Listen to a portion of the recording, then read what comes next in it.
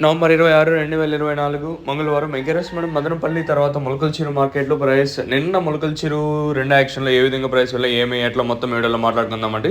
ఆ మొలకల్చెరువు రెండో యాక్షన్‌కొచ్చేసరికి వేలంపాటలు బాగా ఫాస్ట్‌గా అయితే జరిగింది. ఫస్ట్‌లో అంతా 800, 850 అలా అయితే జరిగింటే మళ్ళా చివరికొచ్చేసరికి 960 చివరికొచ్చేసరికి మొలకల్చెరువు మార్కెట్‌లో అయితే జరిగింది.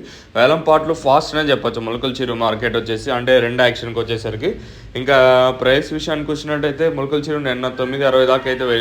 ఇంకా మనం మదనపల్లి స్టాక్ విషయానికి వచ్చినట్టయితే మనం ముందుగా టీవీఎస్ మండలిని మొత్తం మాట్లాడుకుంటే ఇక్కడ పెద్దగా మార్పు అయితే లేదు. నేనుపైన పోల్చుకుంటే నేనైతే బాగా దిగుమతి అయితే తగ్గింది. ఇంచుమించు నేట్లాగే ప్రస్తుతానికి అయితే తక్కువగానే దిగుమతులు అయితే వచ్చాయి, పెద్దగా ఎక్కడ పెరగలేదు.